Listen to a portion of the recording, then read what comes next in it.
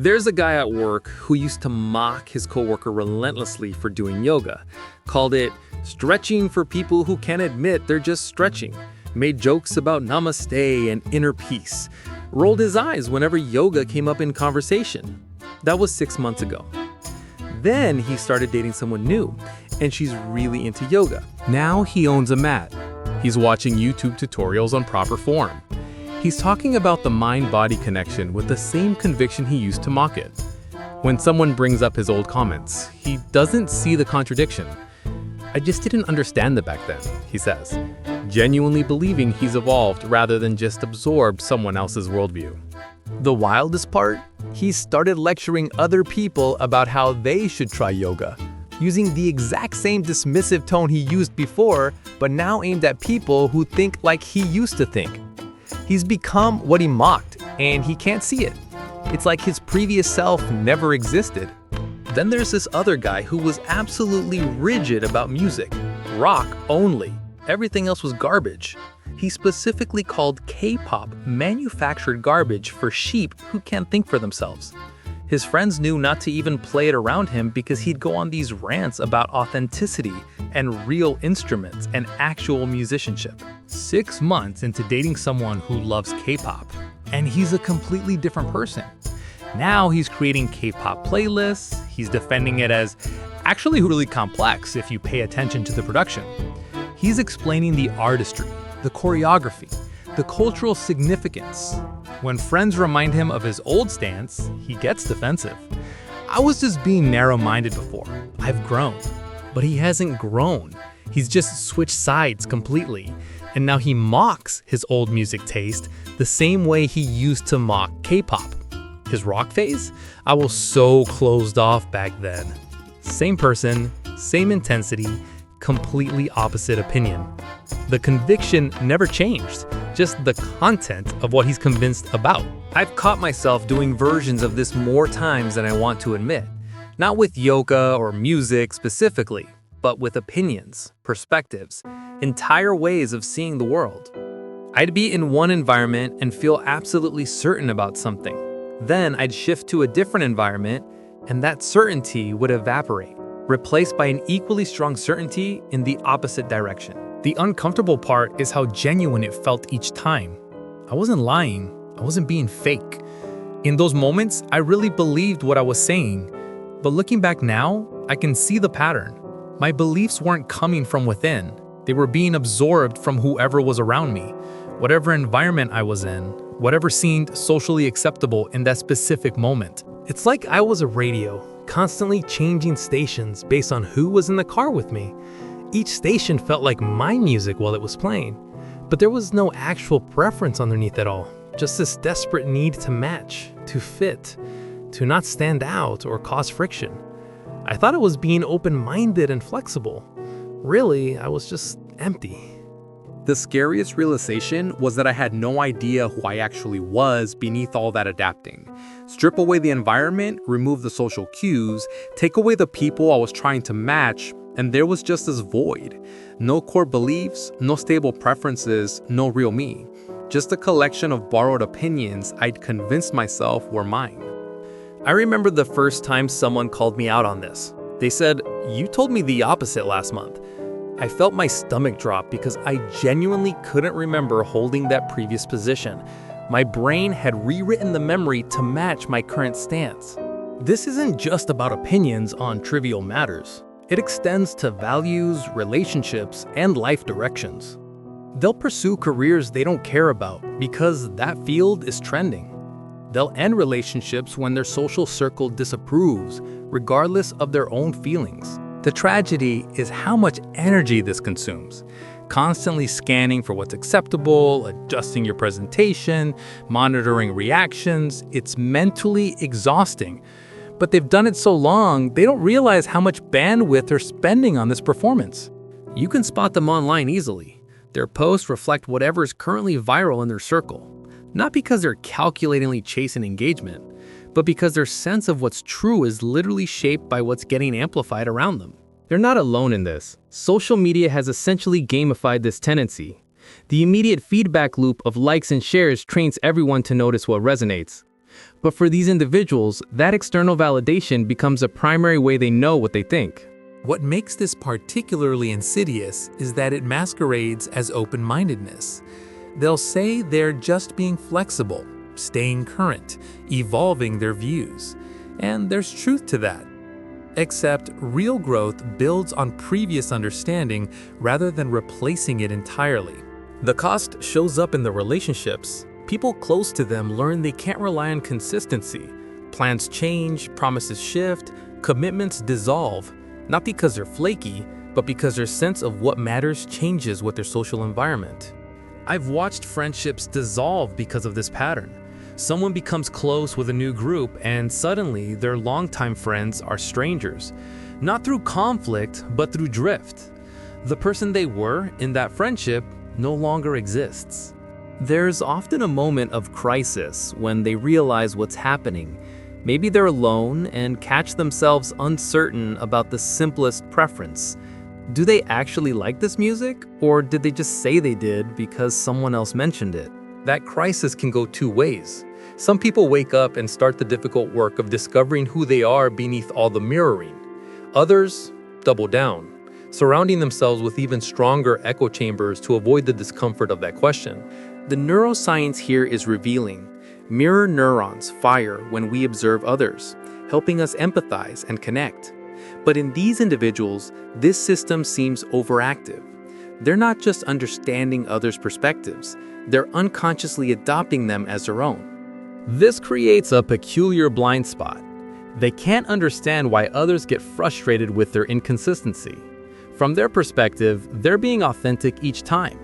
The fact that those authentic moments contradict each other doesn't register as a problem. You'll notice they have trouble with introspection. Ask them what they really think, independent of what others believe, and they'll struggle, not because they're hiding something, but because that muscle of independent reflection has atrophied from disuse. I had to learn to sit with discomfort, to hold an opinion even when the room disagreed, to say, "I'm not sure," instead of immediately adopting someone else's certainty. Those moments felt like free falling without a net. The pattern often stems from a core belief about worthiness. They learned early that their value came from being agreeable, useful, aligned with others' needs. Independent thought felt selfish, like taking up space they hadn't earned. This shows up in how they handle compliments. Praise for their own unique qualities makes someone comfortable.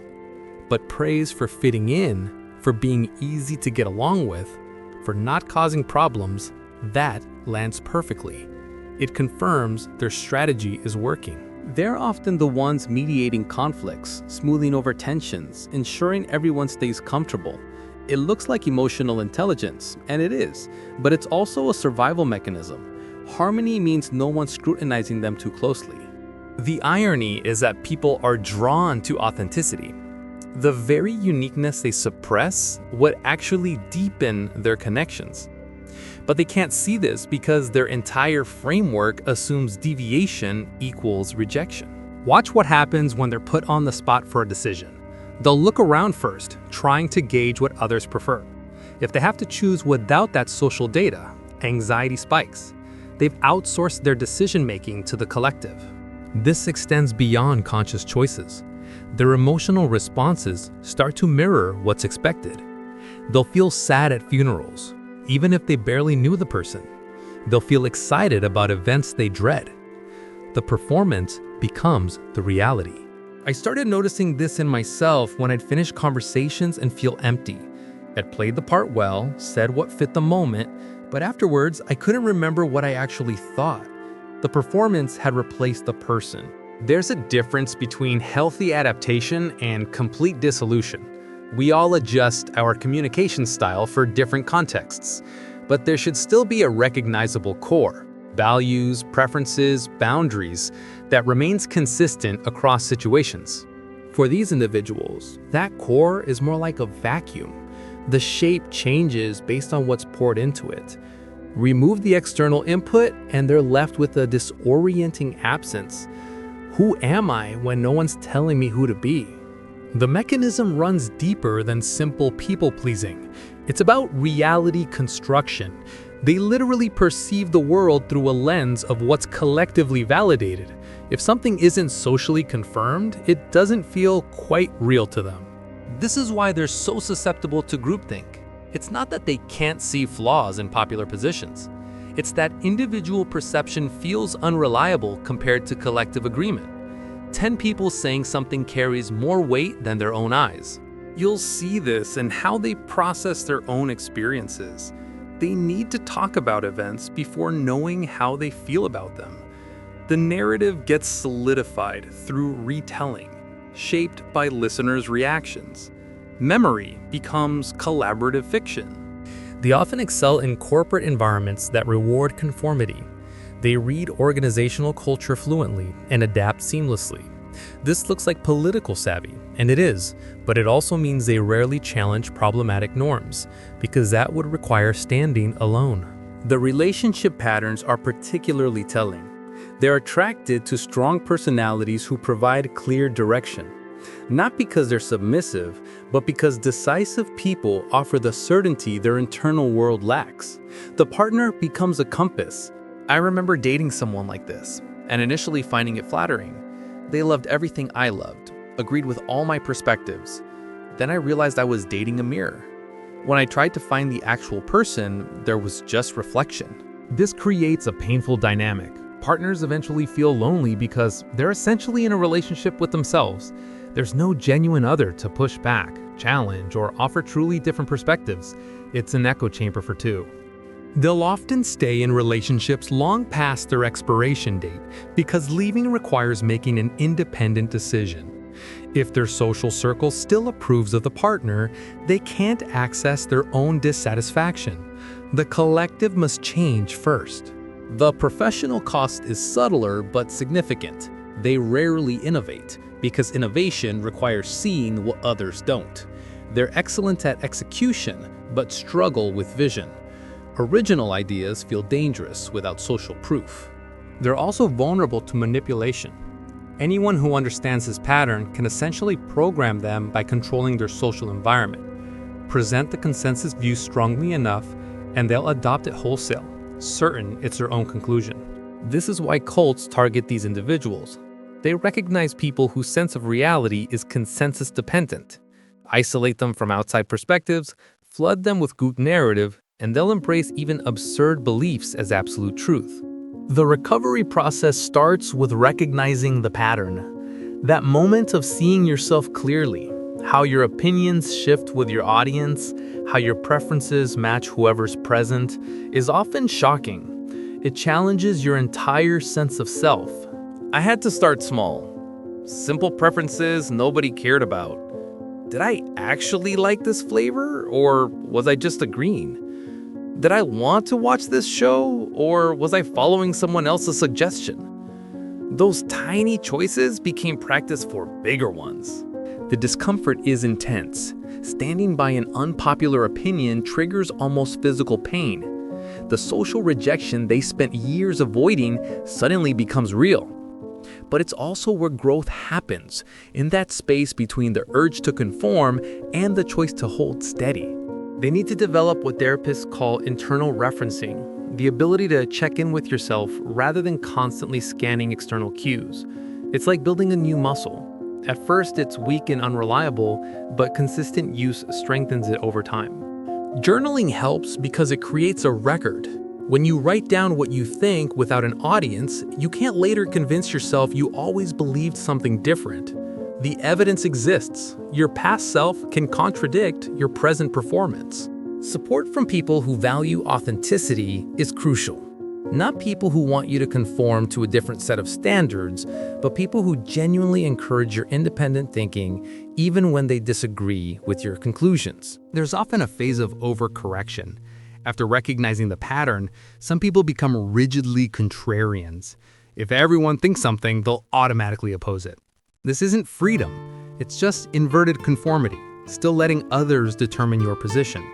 Real independence means sometimes agreeing with the majority because you genuinely share that view. It means changing your mind based on evidence rather than social pressure. It means holding nuanced positions that don't fit neatly into any camp. The timeline for change varies dramatically. Some people have a lightning bolt moment and shift quickly. Others spend years slowly building their capacity for independent thought. There's no rush. This is fundamental restructuring of how you relate to reality. What's fascinating is how relationships shift during this process. Some people in their life feel threatened by the change. The reliable mirror suddenly has its own opinions. This can strain friendships based on agreement rather than genuine connection. But new relationships form too. People who value depth and authenticity gravitate towards someone becoming real. These connections feel different, more challenging, more honest, more alive. There's actual exchange rather than just reflection. I lost friends during my shift. People who like me specifically because I never caused friction. When I started having boundaries and disagreeing occasionally, they drifted away. It hurt, but it also revealed those relationships were never truly mutual. The professional impact surprised me most. I expected pushback, but found respect. People responded to clarity and consistency. Even when they disagreed, they knew where I stood. That reliability created trust in ways constant agreement never had. There's a deeper question here about identity formation. How much of who we are is chosen versus absorbed? Everyone's influenced by their environment, but at what point does influence become replacement? Where is the line between adaptation and erasure? Philosophers have wrestled with this for centuries. The self as a social construction versus the self as an essential core. Maybe the truth is both. We're shaped by context, but there's also something uniquely ours that either gets expressed or suppressed. These individuals aren't weak. They're actually demonstrating sophisticated social intelligence, reading rooms, adjusting presentation, maintaining group harmony. These are advanced skills. The tragedy is, those skills came at the cost of self-knowledge. You can see this in high-pressure environments. Politics, entertainment, corporate leadership, fields full of people who've perfected the art of being whatever the moment requires. Some maintain a private self, but others lose track of where performance ends. The cultural element matters too. Some societies explicitly prioritize group harmony over individual expression. This pattern might be adaptive there. But transplant someone socialized this way into a culture that values individualism, and the mismatch creates problems. Social media accelerated everything. The feedback loop that once took days or weeks now happens in seconds. You post something, instantly see reactions, and adjust accordingly. This trains the brain for even faster mirroring, even less time for independent reflection. The algorithm serves you more of what you engage with, creating increasingly homogeneous information environments. For someone whose sense of truth is consensus-based, this creates absolute certainty in positions that might actually be narrow perspectives. I notice it most when talking with people who exist in different information bubbles. They're not lying or stupid. They're genuinely living in different realities. Their truth is what their feed confirms repeatedly. Alternative views don't feel wrong. They feel impossible. This raises uncomfortable questions about free will. If your thoughts are essentially aggregations of your social environment, are they really yours? If changing your environment predictably changes your beliefs, where's the autonomous self? The path forward requires developing what psychologists call epistemic humility, the recognition that you might be wrong, that your perspective is limited, that certainty is often unearned. This is destabilizing for people who've built identity on alignment with consensus. They need to learn to sit in uncertainty without immediately reaching for someone else's answer. To say, I don't know, and mean it. To hold questions open rather than rushing to adopt the first confident explanation they encounter. This means tolerating the anxiety that comes with independent thought. That feeling of exposure, of possibly being wrong, of standing alone. These are features, not bugs. This comfort signals you're thinking for yourself rather than borrowing someone else's certainty. Practically, this might mean limiting social media use, not because social media is evil, but because for these individuals, it's like an alcoholic working in a bar. The constant availability of social feedback makes independent reflection nearly impossible. It means choosing friends based on different criteria. Not people who always agree, but people who challenge you while still respecting you. People who value your growth more than your agreement. People who can handle disagreement without relationship rupture. I started seeking out people who thought differently than me. Conversations became harder, but infinitely more interesting. Instead of comfortable validation, I got perspectives that actually expanded my thinking rather than just confirming it. The practice of saying, "Let me think about that," becomes revolutionary. Instead of immediately responding with whatever fits the moment, you create space. You give yourself permission to have a delayed reaction, to consider rather than instantly mirror. This freaks people out at first. We're socialized to respond quickly, to keep conversation flowing. A pause feels awkward, but that awkwardness is a space where actual thought happens. Your brain needs time to consult itself rather than just reflecting others. Reading helps, particularly challenging material that requires sustained attention. Not skimming social media posts, but wrestling with complex arguments.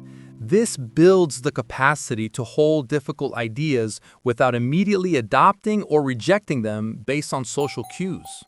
Therapy is often essential, particularly with someone trained in identity work, because this isn't just a bad habit, it's a fundamental orientation to reality that developed for good reasons. Understanding those reasons helps in building something healthier. The goal isn't to become isolated or contrarian. It's to develop the capacity for what psychologists call authentic relating, bringing your actual self to interactions rather than a curated performance. This paradoxically creates deeper connection.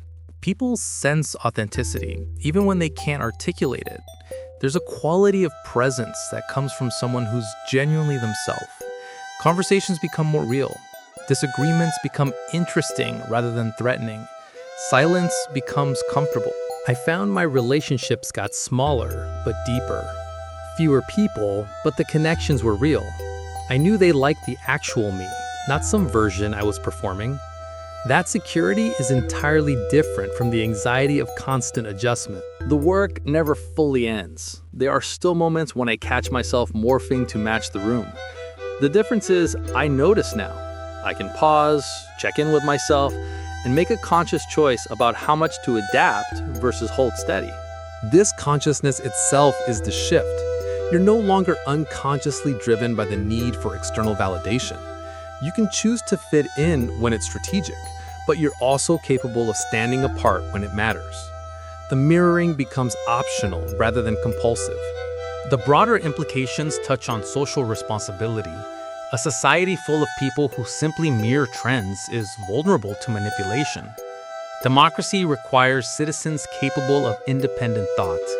Communities need people who will challenge bad ideas even when they're popular. This isn't about being a contrarian or a rebel. It's about having the capacity for discernment, the ability to say, everyone believes this, but I'm not convinced, without being closed-minded. Holding skepticism and openness simultaneously. The environmental piece matters too. We need to build cultures that reward authentic expression rather than just agreement. Spaces where disagreement is handled with curiosity rather than hostility. Where changing your mind based on evidence is strength, not weakness. This means examining our own reactions. When someone disagrees with us, do we get defensive? Do we question their intelligence or character? Or can we stay curious about their perspective while maintaining our own? We're all training each other constantly. I had to learn to be the kind of person I wished others had been for me. To welcome disagreement as interesting rather than threatening. To ask questions rather than immediately arguing. To create space for people to think aloud without pressure to conform. The digital architecture needs to change too. Platforms designed around engagement metrics incentivize mirroring trending content. Imagine social media that rewarded original thought or nuanced positions. The behavior would shift, because the incentives would shift. But waiting for systemic change is an excuse. Individual transformation happens regardless of environment. It's harder in hostile contexts, but possible. Every person who breaks the pattern makes it slightly easier for others to do the same. The children being raised right now are swimming in these dynamics more intensely than any previous generation. Teaching them to think independently while still valuing connection is one of the most important things we can do. It requires modeling more than lecturing. This means being honest about our own struggles with conformity, not pretending we're immune, but showing the process of catching ourselves and choosing differently. Demonstrating that having your own perspective doesn't mean arrogance or isolation. I think about the years I lost to constant mirroring, the relationships that never got real because I never showed up as myself, the opportunities I missed because I was too busy reading the room to notice what I actually wanted. Time I can't reclaim. But regret without action is just another trap. The point isn't to mourn what was lost, but to live differently going forward. Every day offers chances to practice showing up authentically. Small moments where you can choose substance over performance. The beautiful thing is how much lighter it feels, not constantly monitoring reactions, not adjusting your personality situation by situation, not maintaining multiple versions of yourself. It's exhausting to drop. The energy freed up is extraordinary. You start noticing things you were too distracted to see before. Your own preferences, your actual values, what genuinely interests you versus what you thought should interest you. It's like meeting yourself for the first time, discovering a person who's been waiting underneath all the performance. This isn't a destination. There's no point where you've arrived at perfect authenticity. It's an ongoing practice of noticing when you're mirroring and choosing whether that serves you. Sometimes adaptation is wise. Sometimes it's erasure. Learning to tell the difference is the work. The courage this requires is real. Standing in your truth when the tide moves against you feels physically dangerous. Ancient parts of your brain scream that social exile means death. You're overriding deep programming. That deserves acknowledgement. But there's also profound peace in it, knowing you're living aligned with your actual values rather than borrowed ones. Feeling the consistency across contexts instead of fragmenting into different versions. Having relationships based on genuine connection rather than strategic agreement. The world needs people who can think independently while still collaborating effectively, who can hold their ground while remaining open to learning, who can disagree without demonizing. This isn't about being difficult, it's about being real. If you recognize yourself in this, know that change is possible. The pattern isn't your fault. It developed as a survival strategy in environments that demanded it. But you're not in those environments anymore. Or you can work toward leaving them. Different ways of being are available. Start small. Notice one moment today where you're about to mirror and pause. Check in with yourself. Ask what you actually think beneath the impulse to agree. You don't have to announce it dramatically, just notice it privately. That noticing is where everything begins. The person you actually are has been waiting. Let them emerge, slowly, safely, at your own pace. Your authentic self is worth the discomfort of discovery.